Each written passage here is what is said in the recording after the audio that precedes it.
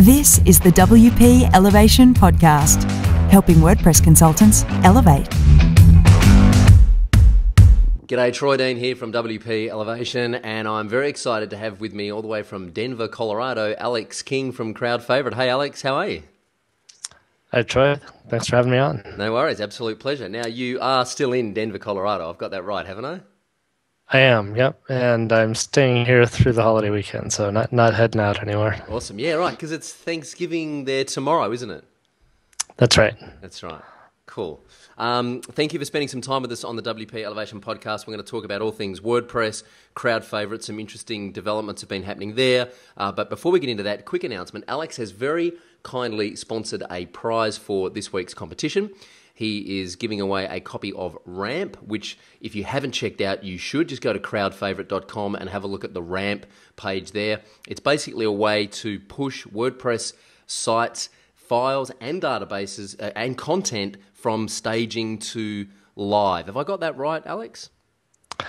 Yeah, it deals with specifically WordPress content. So not stuff that you should be storing in version control if you're setting up a proper environment. So not your theme files or your plugin files or things like that, but your media files and your the content that's stored in the database.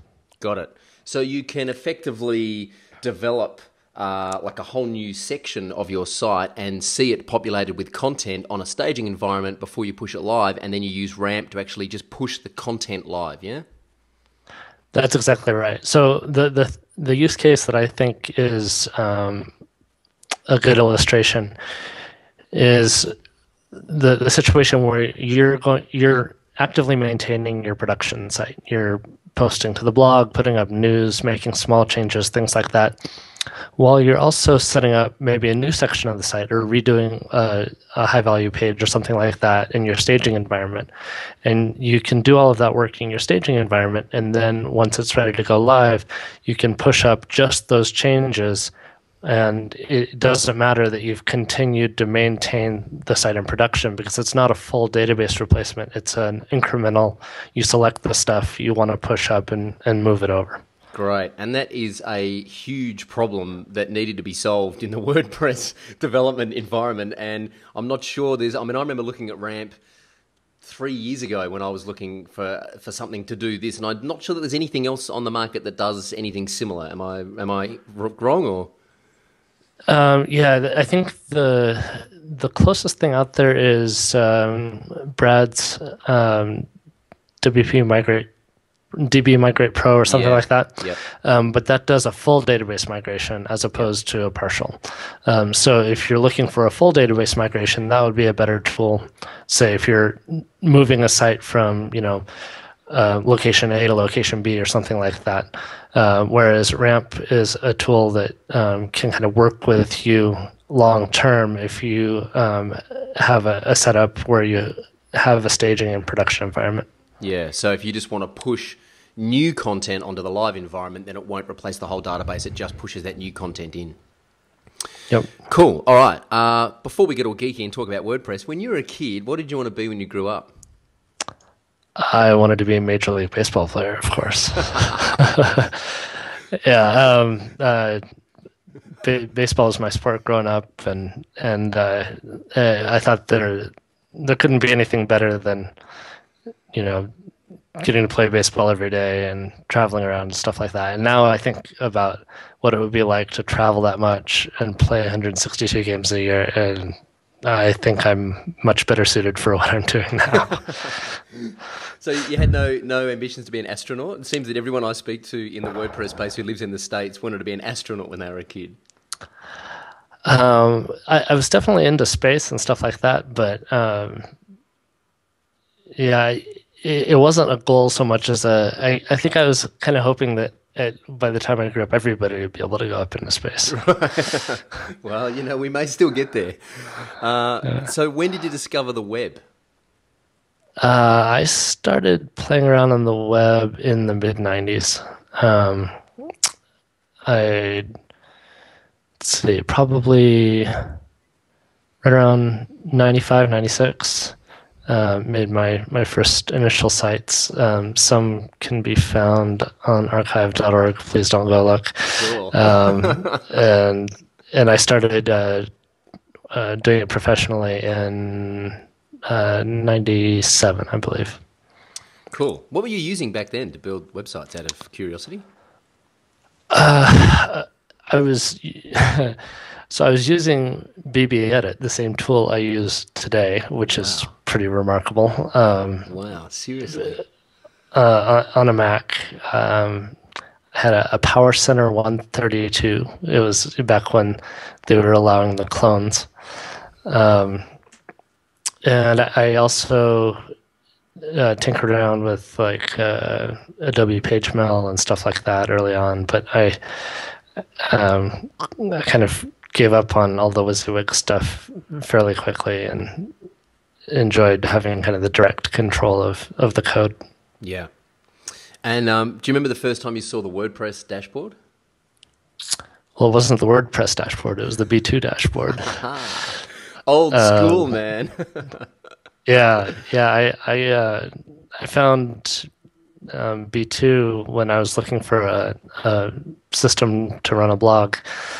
I had a colleague at work that had a personal blog and also maintained a blog for the company, and I read through both blogs in their entirety and all the people that he'd linked to on his blog roll, and I thought, this is cool. I want to do this. So I found B2 because I'd been tinkering around with PHP and MySQL, and wanted a system that I'd be able to customize.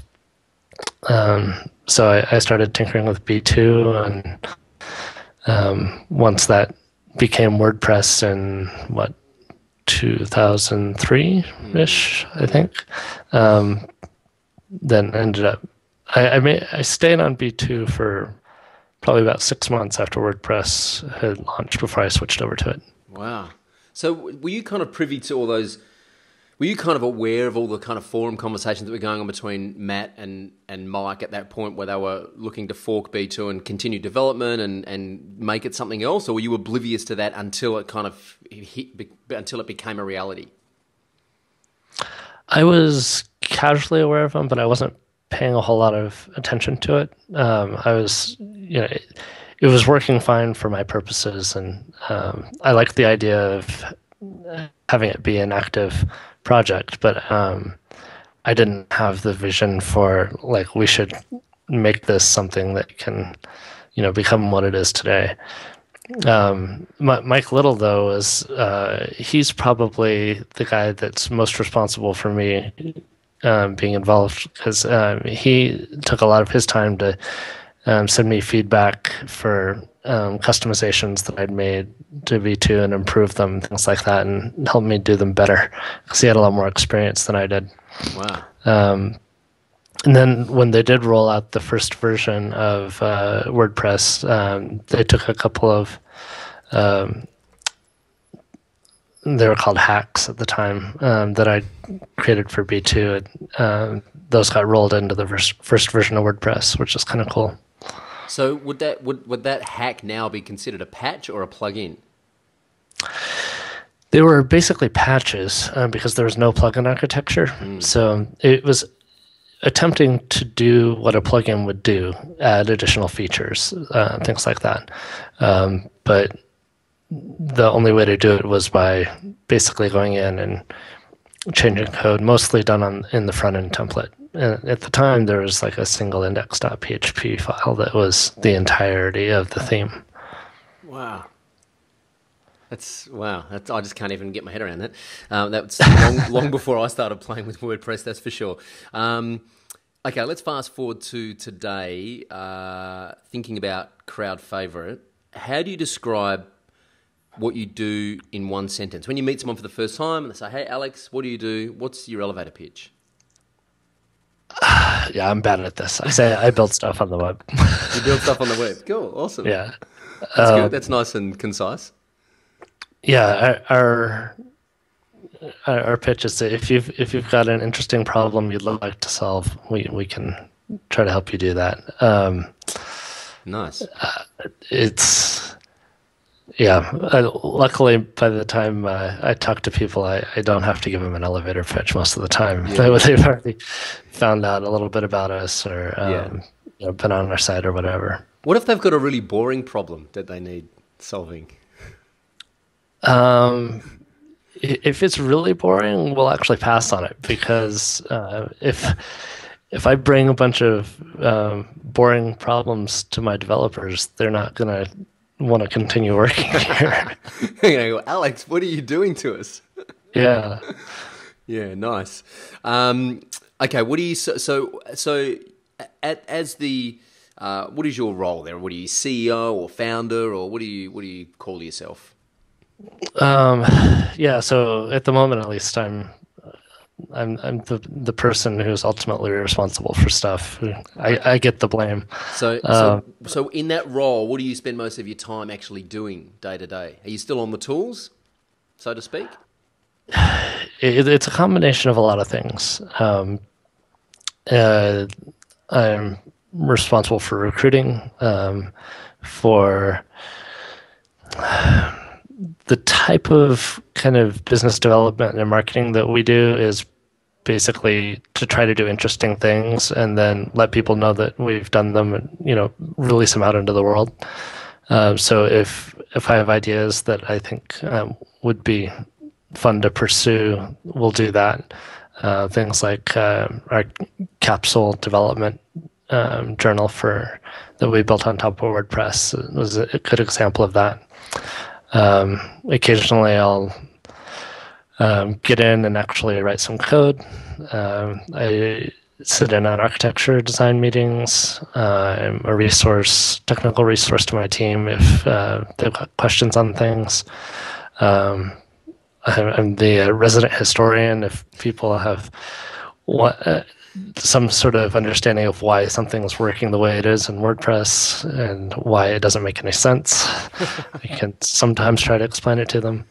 I work with a couple of folks on the team to look at new projects and try to help scope those, bring up any potential issues and red flags or areas of concern on those. I do employee reviews. I do make sure that things are getting coordinated for our cabin up in Breckenridge that we have for our team. Various HR responsibilities. Yeah, there's a lot of stuff in the day to day. Yeah. You sound like a very busy man. What's the one part of your business that stops you from being able to switch off at night? I guess I'm fairly fortunate that I don't really have something at this point that's keeping me up at night. But the thing that I focus most on is making sure that my team's in good shape, that people are engaged and challenged, and that if we do have an opening like we do right now, we're hiring right now, that we're bringing in somebody who's both going to help push us professionally and is going to be a real good fit culturally. I like this kind of philosophy that you have, that it sounds to me like you understand how important it is to keep your employees engaged and interested in their work, which in my experience and understanding is equally as important as good remuneration. But it sounds to me like you're very focused on keeping your employees excited and engaged in what they're doing. Yeah, I mean, our industry is really interesting.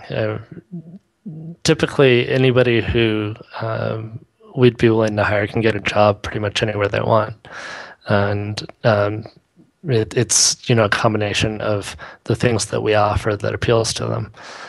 So anytime you have a services business, your team is basically your product. And so the health of that team is the health of your product. And, that's priority number one. I interviewed Jake Goldman yesterday, and he said, he put me on the spot, and he said, "What do you think it is we sell at 10up?" And I'm like, well, I don't know, websites, solutions to clients. And he sort of dug a little bit deeper, and eventually he said, "We sell people. That's what we sell. We sell people and their time and their expertise." And it was a very similar sentiment to what you're saying, is that your product is your team. That's right. Yeah, that's the thing that enables us to do everything else. How did you, I'm a little bit off script here, but I just want to explore this for a minute. How did you come to that realization? Did you have, as you were growing the business, did you have external mentors or business coaches or people that you looked up to that kind of taught you this stuff? Or was it just something that you've realized organically through trial and error? How did you come to this realization that your people and your team are the most important asset? Yeah, it was very organic. I think it was a couple of years ago, so maybe about 3 years into the business, I realized that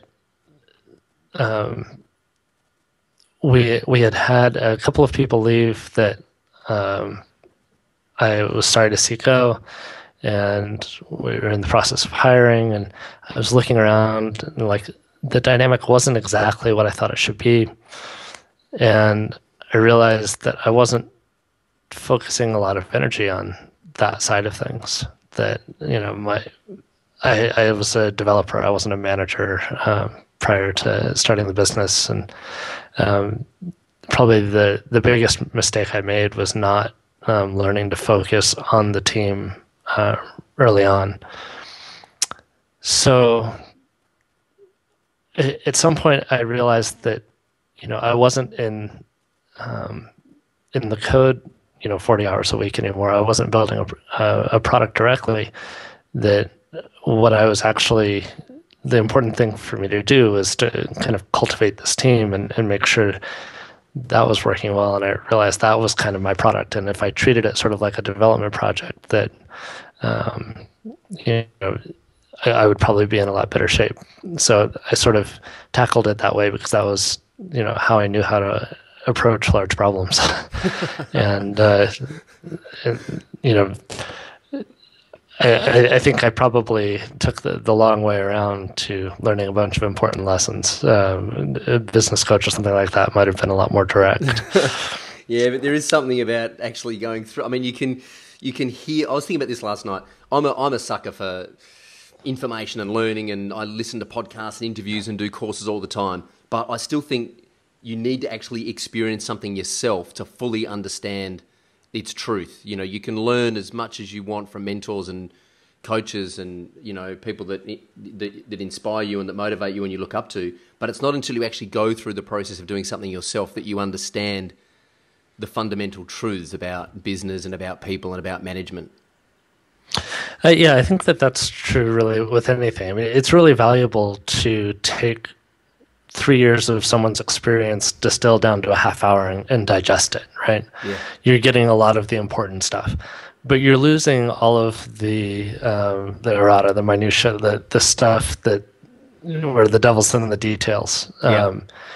And you don't get the experience of kind of pushing and pulling those levers yourself to see, well, actually, if I continue going down this road, what would have happened? Yeah.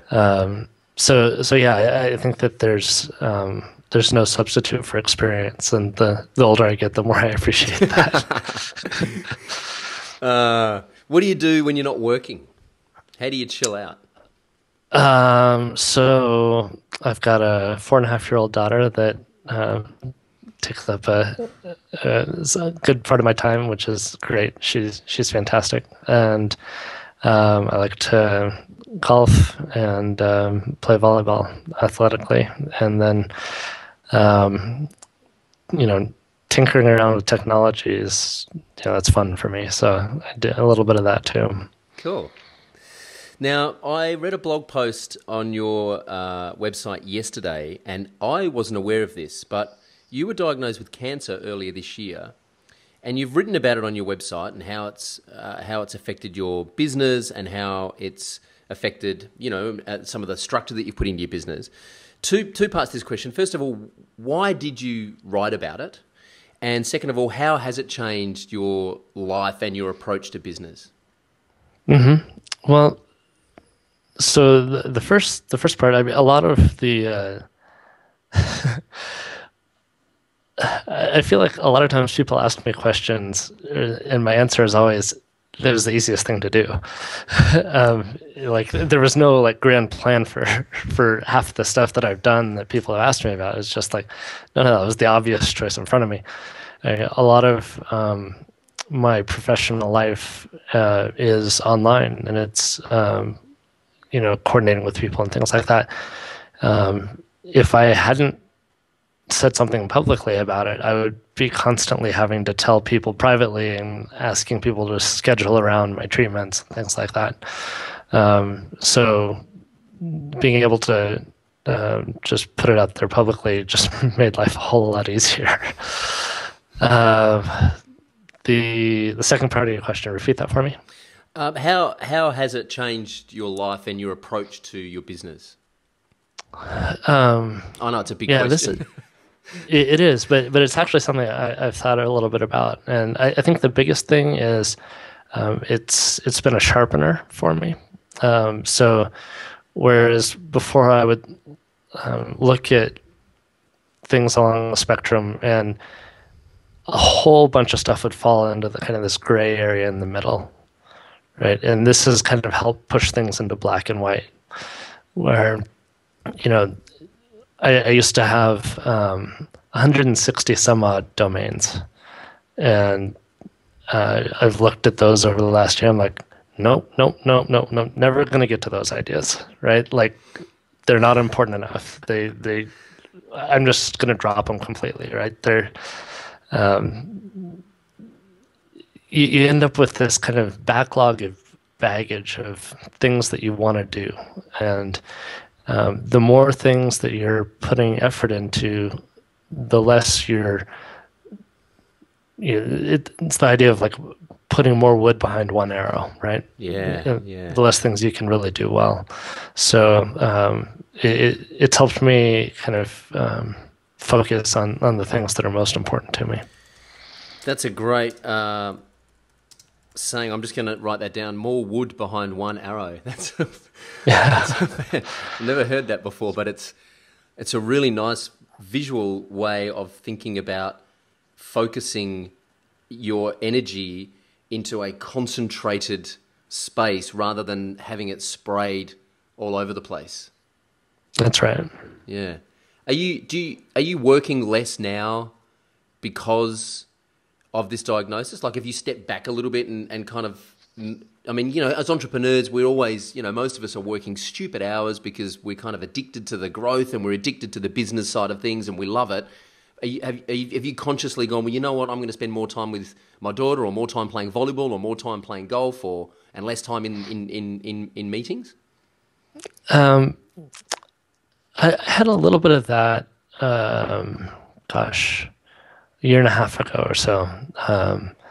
I was starting to burn out, and it had just been, too many things piling up on my plate that I noticed that there were some things that I did during the day afterwards, like I couldn't wait to get back to doing them. And certain things, I would do them and I'd just feel exhausted and worn out and, didn't want to go back into work the next day. And so I basically said, okay, how can I do more of these and less of these? And so I restructured some of the responsibilities internally and got some things off my plate. And with the merger with Velomedia, there'll be some more of that stuff coming off my plate, which is going to be great. And I'll be able to focus more on the things that I really enjoyed doing. Awesome. Nice segue into my next question. You've just been... So how does this work? You've been acquired by Velomedia, or you've merged with Velomedia. How did that come about, and why? Yeah, it's a really interesting relationship, I think. Technically, we're being acquired, but it's the crowd favorite brand going forward, and it's not like a traditional acquisition where, you've got like this big established company that's acquiring a startup. Actually, we've been around for 6.5 years, and they've been around for a year and a half. So, we've grown our business very much, I say, kind of bottom up, where our roots are in the technology, and we've learned how to operate on the business side well enough to be successful, and that's like where our biggest areas of growth were over the last 3 years or so. But there's still things that with the team of 16 and only really kind of one person part-time responding to inbound leads, like we weren't doing any outbound business development.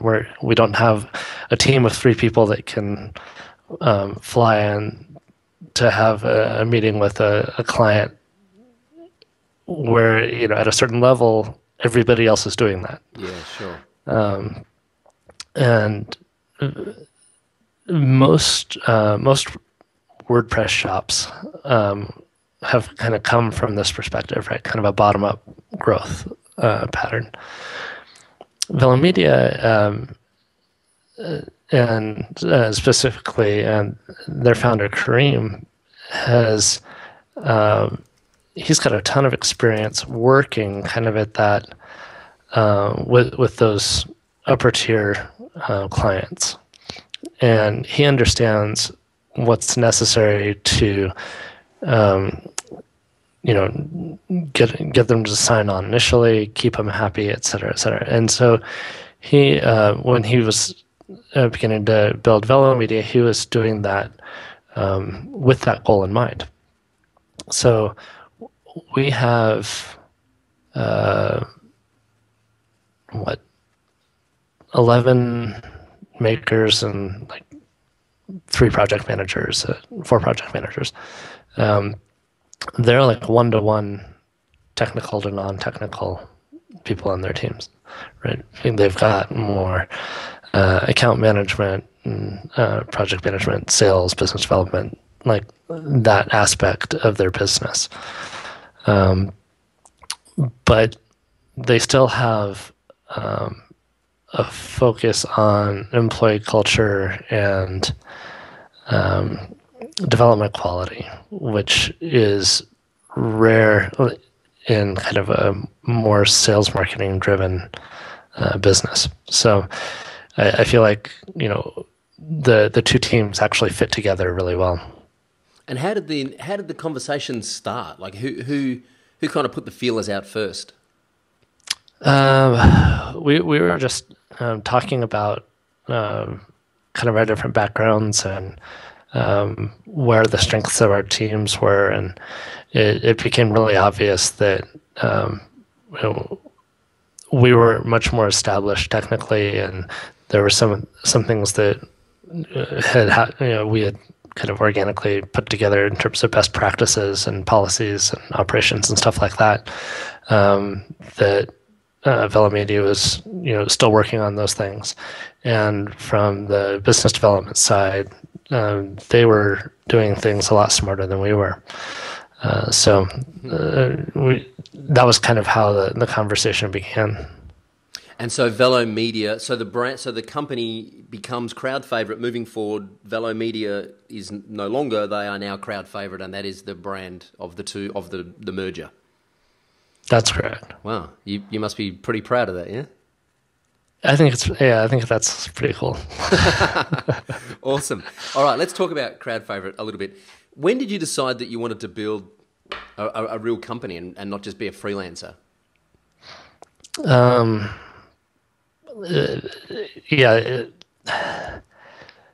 There was no thought process like that. There was just too much work on, right? Yeah, it was. I feel like I've been the recipient of a lot of serendipity in my career, in the right place at the right time. The other way of looking at that, of course, is maybe seeing opportunities and taking advantage of them. But So basically, I came out of a startup that I'd done with a friend of mine that kind of fizzled, and um, uh, Matt Mullenweg got in touch with me and asked if I would respond to an RFP that was out there for a big publisher that was considering WordPress. So I did, and a friend of mine and I ended up building the All Things D site, which was the first like major publisher in the Wall Street Journal, Dow Jones, to use WordPress for something other than a blog platform. I think the New York Times and was using it for blogging specifically at the time. Okay, but this was, what was the name of that site that you built? allthingsd.com. All Things D. Yeah, All Things Digital. Gotcha. Just going to put a link to that under the show notes. Okay. Yeah, it was a site for the Wall Street Journal replicated all of their Walt Mossberg archives and Kara Swisher archives into this site, and then they also wrote original content for that site. And whenever a Mossberg column was published in the Wall Street Journal, it would be simultaneously published on the site. And it's also the home of the D conference and stuff like that. Gotcha. So yeah, it was a really fun project, and it felt great to launch it, and then after that, it was right around that time that a lot of people were looking at WordPress for larger, more interesting projects, and some of those people started talking to me, and I was looking at it going, man, these are really cool opportunities, people that I'd really like to work with, but I can't do all of this myself. Yeah. So that was kind of what drove me to consider trying to bring somebody on. And how did you manage that growth? How did you? I mean, there's a whole bunch of stuff that you need to get right to manage growing a company like that. There's cash flow, there's getting the right people, there's getting systems and processes. What do you think the key ingredient was for you to do that successfully and not collapse or burn out? Probably the key factor is probably ignorance, naivete. That you just do it, and if you don't completely fail, you end up continuing to do it, and then you're a success, right? Right. But it's just a matter of doing it. Yeah, cash flow is important. Like, you hire people, you need to pay them. So now you have a responsibility for making sure that your pipeline is healthy, and that you're not hiring beyond that. We definitely grew slowly. We were, say, maybe 5 people at the end of the first year, up to maybe 8 by the end of the second, and then it took us another couple of years to get up to 14, 15, 16 people. So we were adding, just a couple of people a year, and there's a little bit of turnover along the way. Learned a lot about, what types of profiles of people would work well and what wouldn't, and who wouldn't. I'd never been responsible for hiring before, so all of that was new to me. There was a lot of growth necessary there. I feel like we're pretty good at it now, but definitely had a few hiccups early on. So just good old-fashioned trial and error, eh? Yeah, I mean, and that's something that we really embrace and talk a lot about. At Crowd Favorite is constantly trying to do things in a better way. So whenever everybody's told that they have they're empowered at any point in time to suggest improvements to anything that we do. And that could be, how we take lunch orders for our tech lunches or things like that. It could be changes to coding standards. It could be refactoring our intranet, or changing tools that we use, or suggesting a new technology. Anybody who has a good idea, we want to hear about it. Cool. What's the hiring process like? Do you do that thing where you get someone to work on a project with you as a kind of a freelancer and check them out and test out their skill set, or do you just bring them straight in and induct them? No, I actually think that that's really potentially problematic. The kind of bringing them on as a freelancer thing.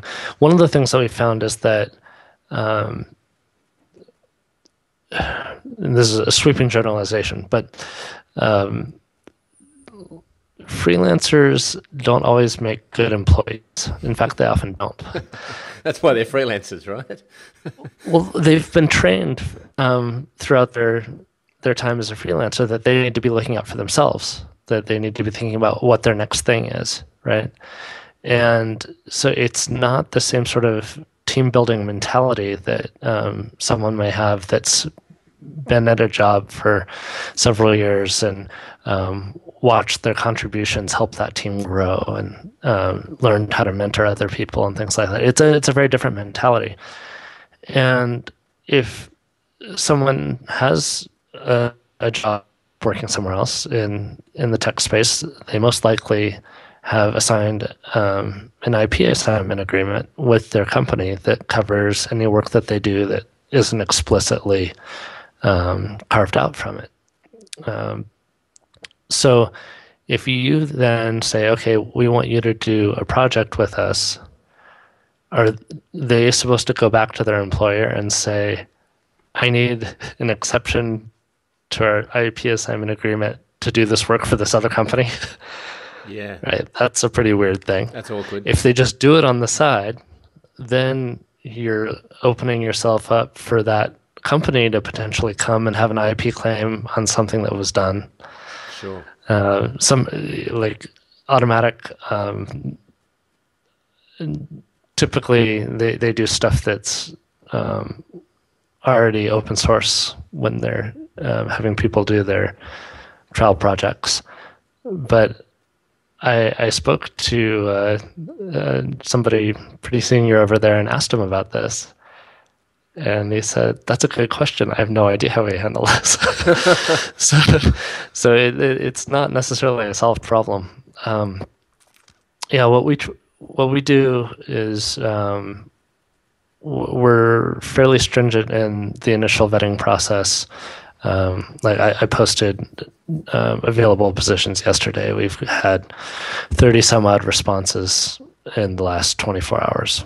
Of those, I've got a list of 5 that I'm going to follow up with and try to get some code samples and things like that. Of those, then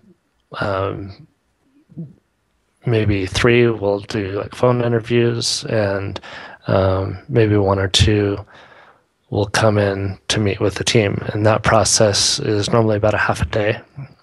We normally do it in the afternoon. And people come in, they meet with at least one front-end developer, at least one back-end developer, and normally 2 project managers and me. So they're meeting with between 4, 6, 7 people. Wow. And over the course of 4 or 5 hours. And everybody has kind of different questions that they ask. The project managers talk about process, culture, and kind of personal organization approaches, things like that. The developers do technical vetting, and the thing that we really try to do is figure out where people's boundaries are. Everybody has strengths and weaknesses based on their experience. So we just want to understand where those are and understand how that profile might fit in with the rest of the experience we have on the team.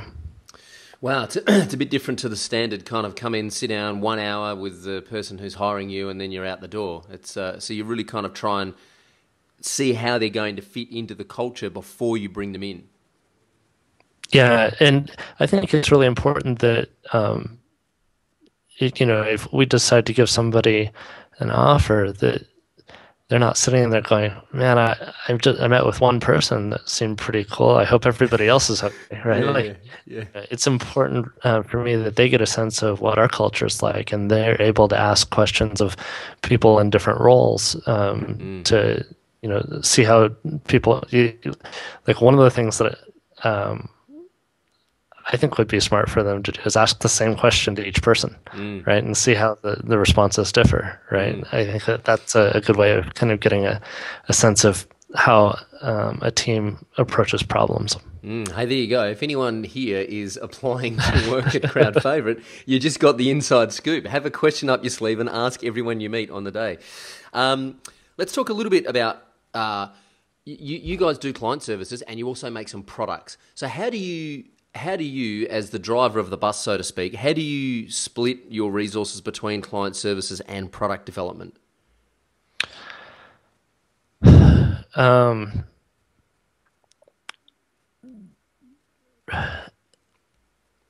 Yeah, it's a good question, and it's not an easy answer. Right. So I think the thing that we try to do is not have so many products that we can't effectively support and continue to build on them. And then we try to do what's right by each product. So, we're constantly using our own tools when we're working with clients. So we don't have a shortage of ideas of things to productize or things to new features to add to some of our released products. But we're 90+% a services business, and the product stuff is a lot of fun, but it's not where the majority of our revenue comes from. So I can't take half the team and just put them on product work. So we make sure that everything's up to date with and compatible with current versions of WordPress, things like that. We just added a whole bunch of features to Carrington Build as we're rebuilding our website, and over the next couple months, as we finish kind of refining those and feeling like, okay, they're polished enough to release to everyone else, those will be a new version of Carrington Build. We're also we've got a guy who's working on refactoring ramp aspects of how the ramp process works behind the scenes to make it easier to extend. Like it's already extensible. Like you can do everything you want to do, but some of it's a bit of a pain, and improving how developers can interact with it seemed like something that we should do. So we've got somebody working on that right now as well. So you eat your own dog food, so to speak, and you develop products that are going to help you deliver client services, and then you have these products that you then release, some for free, some are paid, into the marketplace. But ultimately, you develop these products to scratch your own internal itch. Pardon a very bad way of putting it. Yes, that's right.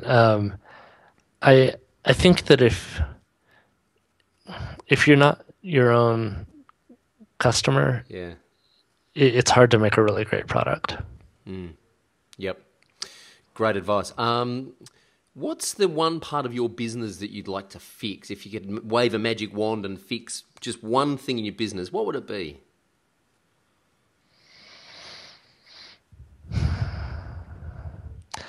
Yes, you mentioned this earlier, and I was thinking, by the time you asked me this question, I'm going to have an answer for it.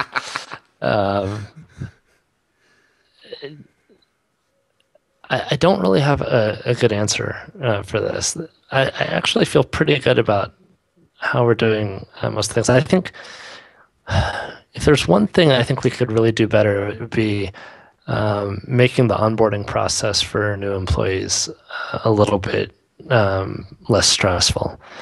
I hear time and time again that from developers coming on, like, man, I was the guy where I was at, or the gal, and like I knew how everything worked, and people came to me with questions, and I just felt like an idiot for 3 months. Like I didn't know what was going on. And so now we tell people this, like when they're like, you're going to come on, you're not going to understand all the processes, you're not going to know, where things are. It's fine. It's expected. Don't worry about it. And, in a couple months, everything will feel comfortable. And we tell people that, and they don't really believe us, because where they're at, they're King of the mountain. Yeah, and we don't really. We've got a lot of stuff written down. We've got a lot of things documented. We've got a lot of tools that make things easier, but you have to know what all the tools are, and you have to know where they are, and you have to know how to use them. And we use Sass for front end or for CSS, right? And we've got deployment scripts for putting sites live and creating local development environments, and we use Git flow. So if they don't already know Git, they have to learn Git, and then they have to understand Git flow, which is basically a branching model for Git. They have to learn about our internal test management system, our intranet, how we use Google Docs, like all of these different things that they have to get comfortable with kind of all at once. Whereas, I look back and I was like, oh yeah, these, we've made small changes to things over 6.5 years, and then you try to drop that entire thing on somebody, and it's a lot. Yeah. So the people that are successful with this are typically people that are, comfortable with a little bit of uncertainty, with the confidence that, like, everywhere I've been able to figure stuff out. I'll figure this out too. Yeah. Sounds like you need a welcome pack that We have that. Right. It's several pages thick. We print it out and give it to people on the first day, and it explains where things are. And it's not something that we're just ignoring. It's something we are working on. But I think that it's definitely something we could do better. Cool. How you speak a bit at functions and events, and you have been a big contributor of free plugins to the WordPress community. How important do you think that is from a positioning point of view? Yeah, I've had a lot of people talk to me about how I was so smart to create all these free plugins to help me build a business. And it just didn't happen that way. The plugins were all created because I had an idea for something that I wanted to put on my own site or whatever, and then I just released it as a plugin.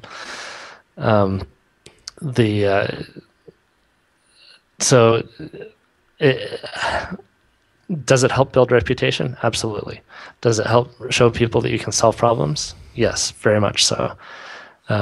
Will those things help you get business? Yes, they will. But those are all kind of happy byproducts of each other, right? There are a lot of people out there that release plugins that aren't trying to have a business. And at the time that I was releasing a lot of these plugins, I was in the midst of doing another startup. I wasn't even doing any consulting work. It's one of those things where, like, people look back at it now and connect dots that maybe shouldn't necessarily be connected. Yeah. As far as speaking, I have had a chance to speak a little bit. It's something I feel like I'm getting a little bit better at. But the thing that interests me about speaking is it's interesting to me when I feel like I have something to say. And as I've gotten more experience, I feel like I've got more stuff to share. So that's kind of how I approach that. I think that if you're going to be speaking, it's a chance to reach a wider audience, but it's also a chance to screw up in front of a wider audience. So you gotta, it's probably a good risk to take most of the time. Yeah, good advice. All right, let's do the quick lightning round. For those of you that don't know, we have WP Elevation, which is a business accelerator program for WordPress consultants who want to build a consulting business. So who better to ask for some advice? Someone like Alex King, who is there and who is doing it. So a quick fire round, just off the top of your head, quick answers to these questions. What's the number one thing any freelancer or consultant needs to know?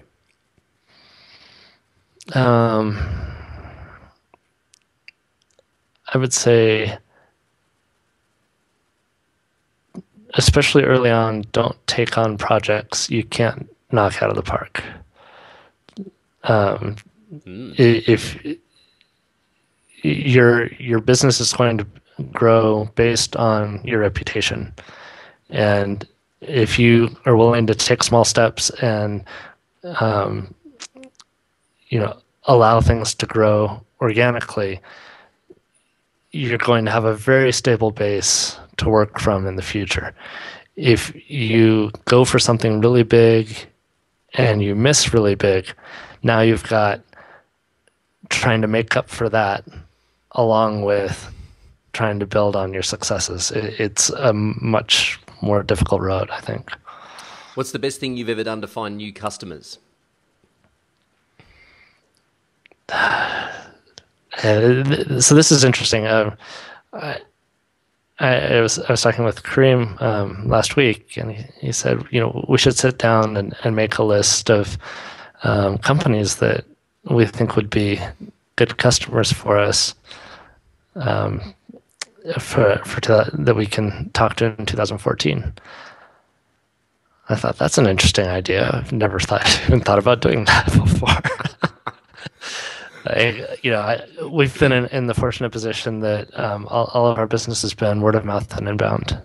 So I think the things that we've done to get new customers are, what I talked about earlier, do interesting things and talk about them a little bit. Awesome. Do you write proposals? If you do, any tips on writing better proposals that actually mean something and convert? You mean like RFP responses, or just kind of general proposals for projects? Client says, we're interested in working with you. Can you give us a proposal? Mm-hmm. Yeah. So one of the things that we have actually a fairly large language library for proposals at this point, where we have a basic outline of what our proposal looks like, and then we bring in various bits that we've written over time. So anytime we write something that we think is good, we'll save it as part of this library. And then as every project is different. You can't just plug stuff in off the shelf to satisfy all proposals, but you do start to see kind of patterns and repetitions, and anything that can save you 60% of your time is going to be a big win. Nice. What's your favorite tool for CRM? Yeah, what do you mean by CRM? Well, customer relationship. So CRM is customer relationship management. Right. So yeah, but some people look at that as like pipeline sales management. Some people look at it as handling support. Like, what are you asking? Yeah, well, I don't know, Alex. So if you need to have a conversation with a customer, mm-hmm. do you have a tool where all the crucial information about that customer is kept in one place, and what the conversation needs to be to get that customer to where you want them to get? No. Okay. We especially on the lead side, our tools are very light. We basically use our internal task management system, which is not very well suited for it. And then we have kind of the proposal stuff is all in a Git repository. So that's something that I think we can still do better. So do you have a sales pipeline tool that shows you where things are at? Not particularly, no. Wow. It's become one of those things that, like, we've been doing it long enough. We kind of know where things are at. Yeah. We can see, like, these are the open things, and once something's committed, it goes into our systems there, and that's always a month or two out. So we don't use any traditional tools there. Maybe we should. Interesting. Well, I mean, I think you're doing pretty well, man. Maybe you just don't fix it if it's not broken. Yeah, it hasn't gotten high enough on the list to get addressed yet. What's the best way to keep a project on track and to keep a client on track? So I think that there's two things that kind of go hand in hand. One is internally, you need to have a very good sense of what the project is and where you are in that process. And then you need to be really clear about communicating that process to the client. So the client has a good understanding of where the project is and what they can expect. One of the things that I think is really important to remember is that we do this all the time. Clients don't. Like there's no client school for them to go to and like learn how to be a good client, and there's certainly not going to be a services business that's used to making websites. So this is probably something that a portion of their business goes through every couple of years. And some of those people turn over. So a lot of the people that we work with are building a website effectively for the first time. And so we want to try to help them see as much of the big picture as we think they can understand, explain why we're taking things the way we're taking them. This is the process that we follow. These are the risks that we help mitigate by following this process, and then letting people know what they can expect when and meeting those expectations. And when you do all of that, you build a lot of trust, and that trust allows the client to feel comfortable that their project is in a good place. That is gold. I'm just going to make a little note of that to put that in the show excerpt because you know the thing about client relationships, it's all about managing expectations. But you know, one of the best ways to manage expectations is to make sure everyone understands everyone's expectations and that all the expectations are transparent and everyone's on the same page.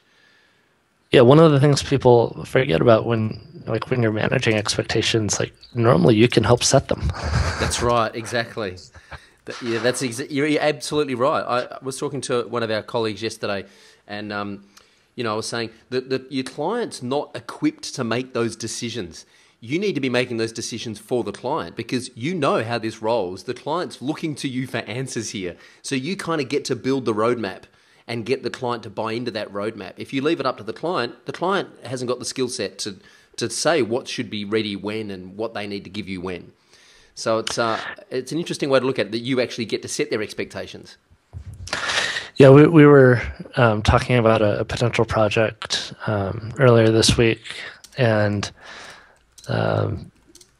it's an ambitious multi-site migration project, and they're basically asking what can we get done in kind of a 3-month window, and we're looking at all of the content and all of the stuff, and we're thinking, you know, basically on their end, like once all the development's done, they're still going to need about 2 weeks per site to review the content that's been migrated, make changes to it, etc.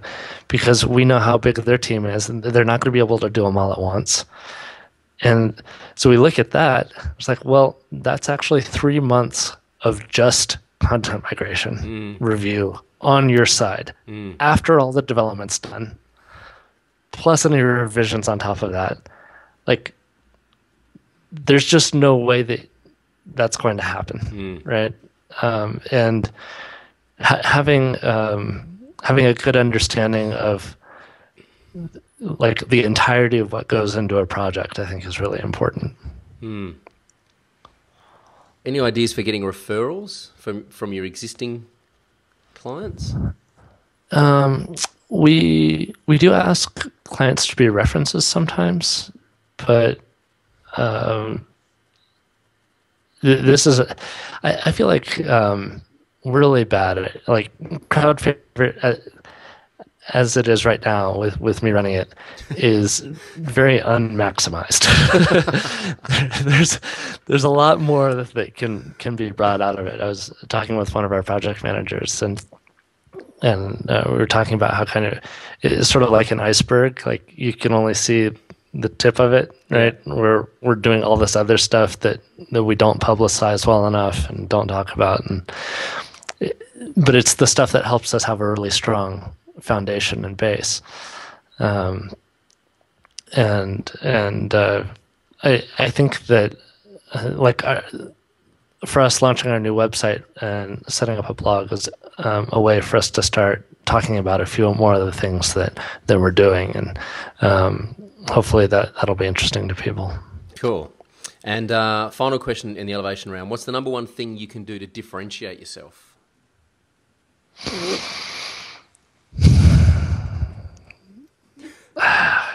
I think you really just have to go where your ideas are. You know, the thing that's going to differentiate you is you, right? Your ideas, your vision for things. So if you are really excited about a particular vertical, just follow that vertical. If you've got a particular technical approach or something like that, follow that. There's normally, if you're doing interesting stuff, good things will happen. Yeah, that's really good. All right, what's the future for Crowd Favorite? Well, I think we know what the future is, the merger with Velo Media. So how big's the team now once the merger has happened with Velo Media? How big's the company? I think we'll be around 40 or so, 40, okay. 45. And that'll be in five development offices, 6 total offices.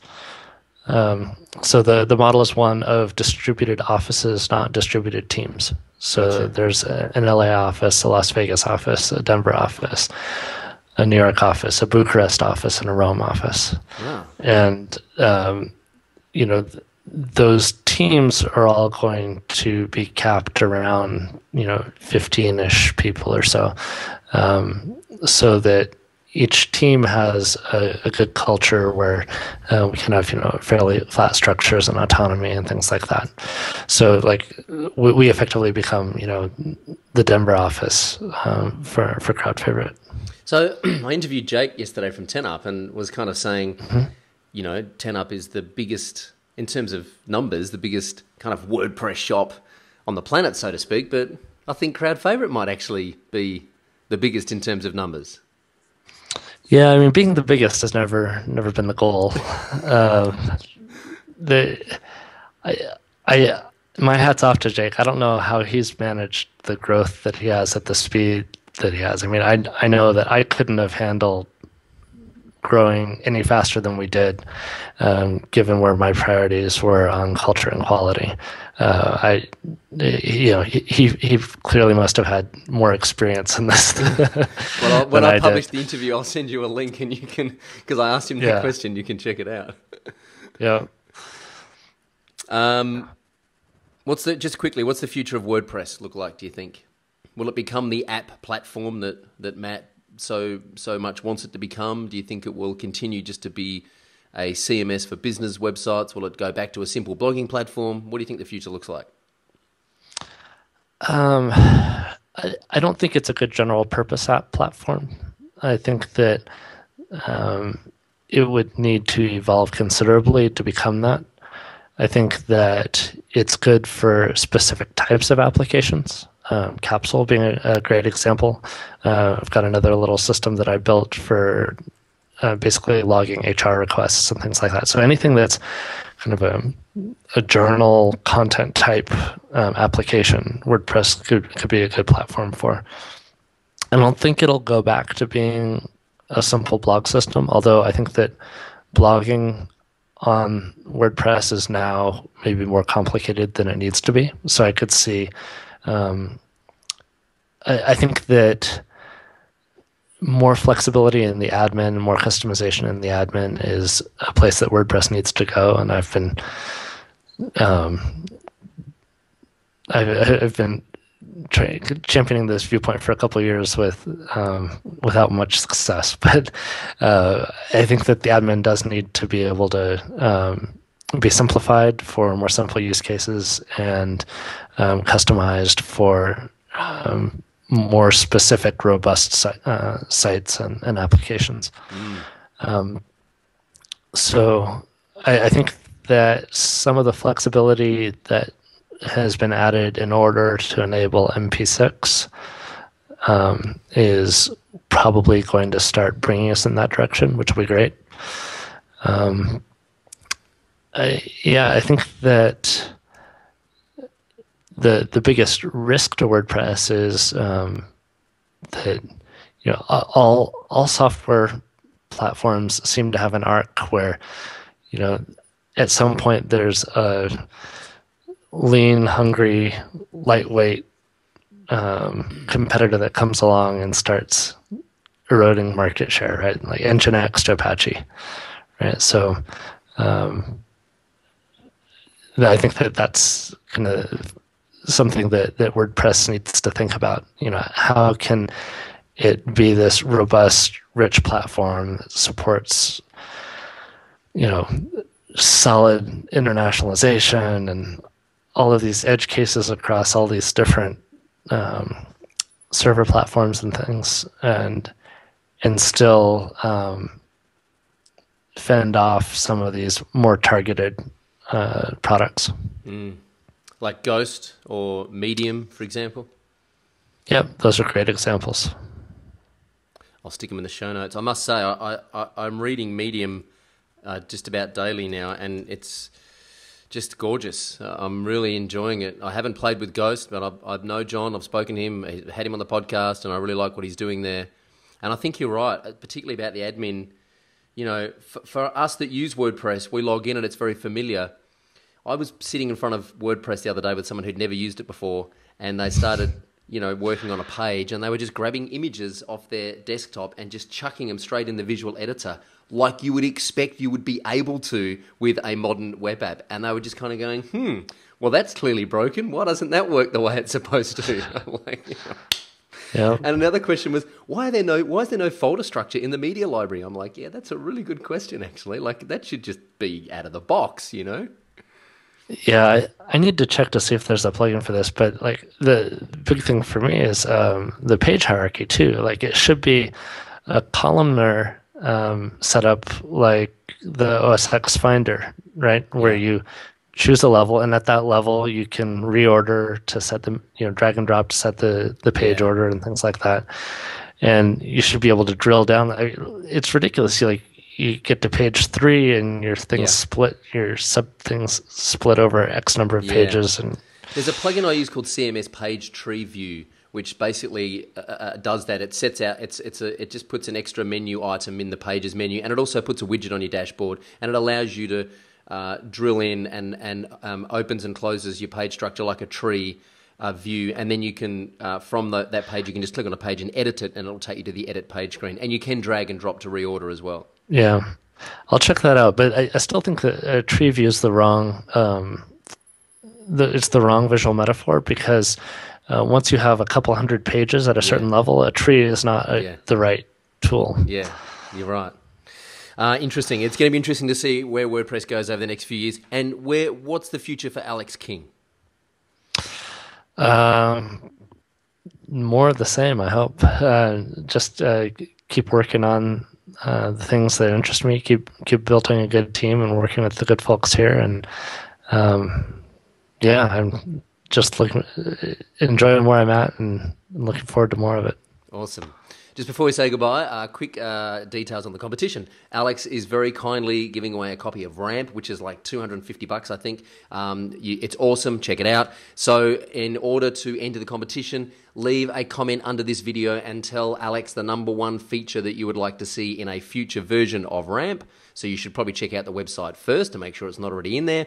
I'll get Alex to swing by in a couple of weeks' time and award the prize to the best feature request, and then we'll get in touch and you'll get a copy of Ramp. Sound good, Alex? Sounds great. Awesome. Where can people reach out and say thanks to you for this interview, man? My website, alexking.org. I'm alexking.org on Twitter, and crowdfavorite.com for the business. Cool. And finally, who would you like me to try and interview, and why? Oh, good question.